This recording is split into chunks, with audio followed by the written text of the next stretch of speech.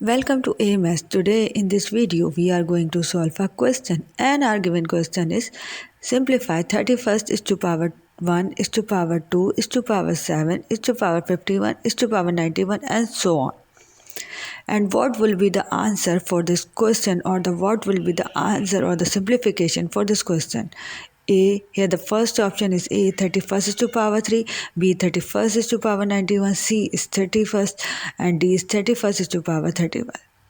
For this question, in order to solve this question, we can see that 31st or 31 has an infinite power, basically power of power, not only a power. So for this purpose, we can consider that the whole value from 2, 7, 51, 91 and so on as an infinite value, and we can write these expression as 31st is to power 1 and 1 is to power infinite. Now 1 is to power infinite will be equal to 1, because as we know that 1 should be 1 if it has infinite many powers.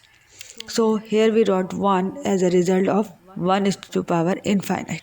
Now, as we know that 31st is to power 1 will be equal to 31st. So here the answer will be C, 31st for this question. I hope this video will be very useful to all of you.